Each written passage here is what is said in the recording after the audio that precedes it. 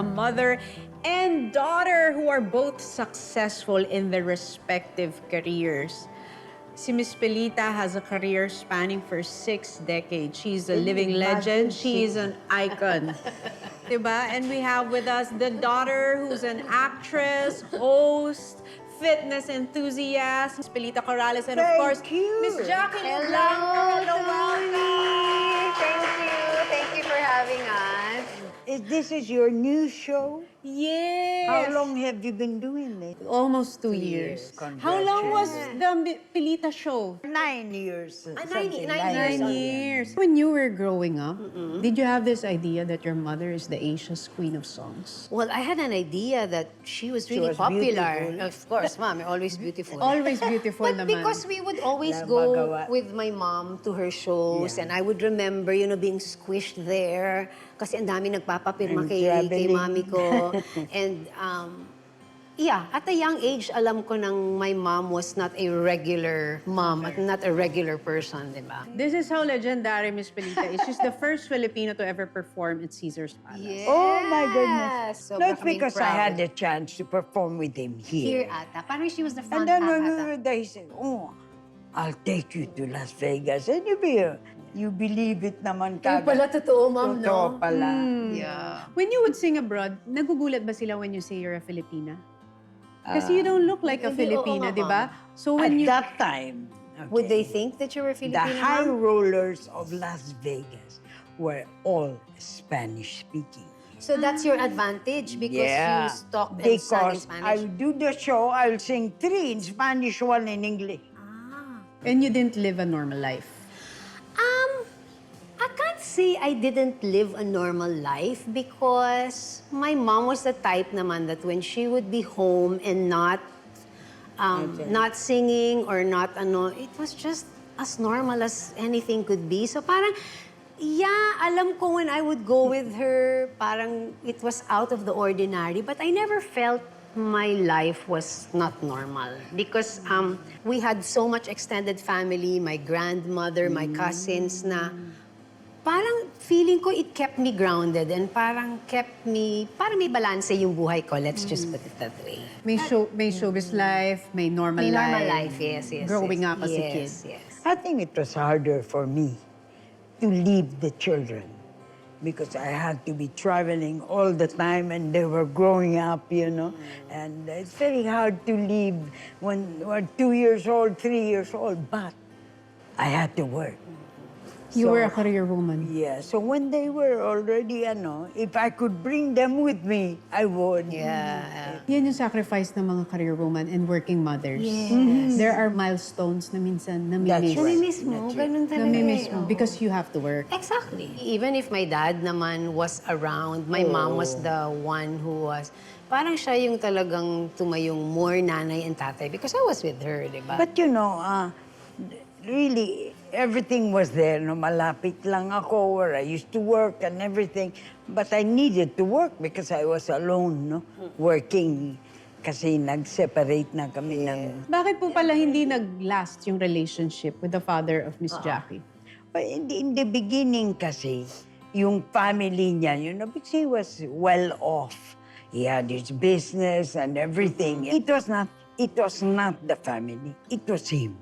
He found out that he could not live with anybody but his mom. Pero he loved you, Ma'am. Yes. But we were friends. And Even friends though what until before happened he- with Jackie. Till before he passed away.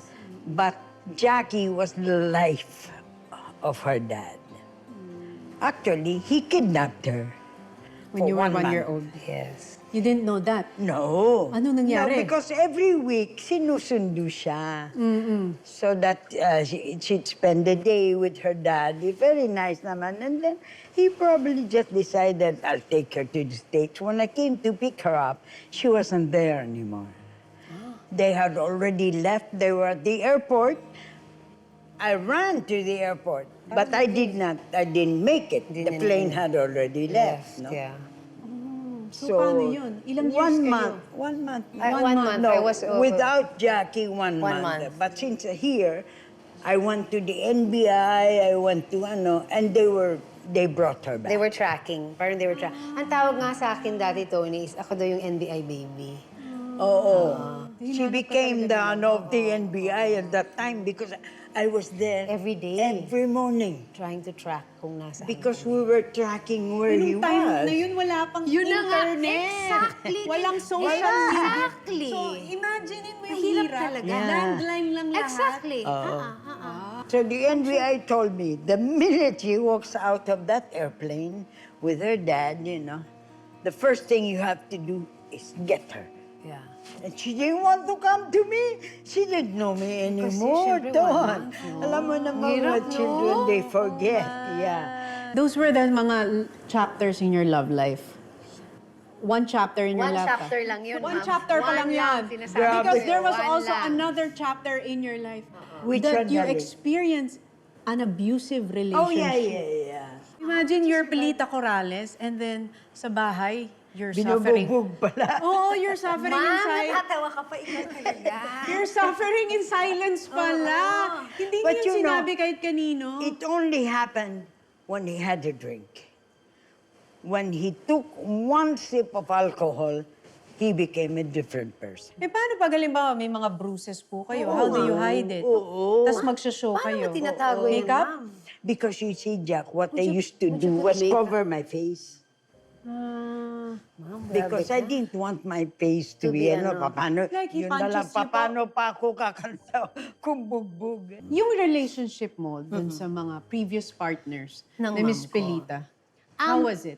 The longest kasi relationship that my mom had was with my Tito Amado that was over 10 years. Yun My ata yung okay naman. Pero since I was a bit young pa, parang feeling ko, well, baka ako lang yung nag-impose nun sa sarili ko na parang feeling kong naging hadlang siya dun sa pagiging close ko sa mom ko. But he was not, he was okay naman with us. Wala naman akong problem with him. The only time I had a problem with him was when he physically hurt my mom.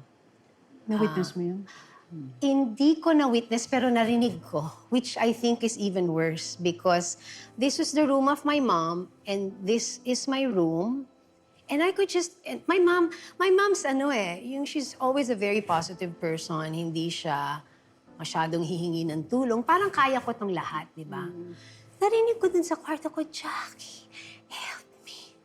Hala, sabi ko, ano nangyayari? Naririnig ko siya. So kumatok ako. Sabi ko, Mom! Sabi ko, open the door. Sabi ko, pagbukas ko ng pinto, nandun yung mom ko sa... Nakahandusay siya sa sahig. Tapos black and blue. Sorry, Mom. Grabe, to this day, that was such a traumatic experience. Sorry. Yeah, for the Kids will children. never forget. For the children. Children will never forget. Well, they will not forget. Oh. I was in my 20s, pero... For you to witness your mother. Sobra. I mean, and, Yeah. you know, he left because I said, get out, you know. But first time kasi I see my mom na hindi malakas. Yung talagang nakaano siya dun sa floor. It's dito. I think it was here, Mom, no? And here ata. Kasi he was kicking her, so medyo siya, black and blue. And I think I remember the next day or 2 days after, she still had to do a show. So they had to cover her bruises. Bruises? Meron din ata dito. Grabe. Pero after a while, she still took him back. Hindi ko naintindihan yun, so lumayas ako. Oo nga eh. Parang ano ba? Sinasaktan ka na Get? namin. Ano ba yun? But you know, in fairness to him, I mean, he really tried to make up for it. But I guess din sa kanilang dalawa, it wasn't the same na. And syempre, it was harder for us, the children. Kasi parang, Of course. talaga ba? Hindi alam ng public yan when that was happening? Or nalaman ng public yan? Nalaman ba ng public yun, Ma'am? That Hindi you were- lumabas yan, Parang no? hindi, Ma'am, no? You I kept don't it, think you so. didn't tell But anybody. before that, I don't think so. meron pang nag-slice sa akin. I still have the scar. Ma'am, grabe ka. Sino naman yun? The same Ma'am? guy, the Spanish guy. Grabe yung pinagdaanan nyo rin. Oo. Mag-ina. Sobra. Di ba? Ano ba yun? Pinagtibay na ng panahon. Totoo. Grabe yung mga Totoo. pinagdaanan together from love life, family life. life, true. When you look back at those things and those memories na some are traumatic. Yes, it leaves a scar. But you survive. You moved on with your life. One of the qualities of my mom that's admirable is yung, yes, of course, she's gone through so much in her life, pero she has such a forgiving and an open heart na, okay, I'll try again. You know, maybe it's gonna work this time. You know, parang she loves life so much na, okay lang, bakit ba, di ba? But how did motherhood change you? That's the best thing that ever happened to me. To have you, to have Monching, and now, grandchildren. Yes. Yun ang kanyang premyo pagkatapos ng lahat ng pinagdaanan niya, no? The reward Oh, the in rewards, life. yes, After yes. all the pain, ngayon naman, Yes. happiness. But how would you describe your relationship, Miss Jackie? When I had my own children, parang mas na-appreciate ko siya and what she went through. Siyempre, as a kid kasi, like my mom said, she had to work. And, but on important occasion sa school, hindi siya pwede kasi wala siya doon, di ba? And as a young child, in my young mind, yes, I knew my mom was working, but all my heart knew was she wasn't there. Diba? Iba yung may presence. Yes. So siguro that was part of my, maybe hinanakit na hindi naman kasalanan ng nanay ko kasi nagtatrabaho siya. Ngayon mo lang siya maintindihan pag malaki ka na. Yes, yes. When you became a mother and Yes. now that you're all grown up, you now understand life. Yes, yes. Na-realize mo that what your mother did for you was the best she could at that time. Sobra. That was the best. And the fact na hindi niya pinakulong yung dad ko, sobrang yun for me. Sobrang big thing. Kasi at the end of the day, even if he was my dad, he kidnapped me. And my mom could have sent him to jail. Kidnapping yun eh. But I thank her for having such a big heart because I grew up knowing my dad until he passed away when I was 16. Oh, and even if my parents were separated, I had best of both. Because I knew my dad, and Yes. I got to know him because my mom Adoration. was unselfish. May love advice ba siyang binigay sa'yo, Ay, sa Miss akin. Jackie? Ako, Sa'yo? daming love advice. Meron ba? Before you got married, I remember I was really crying and ganon, and then parang wala nang bukas, and then my mom said, you know, Jackie, sabi niya, it's really like that. But tomorrow is another day, you know. You get up tomorrow.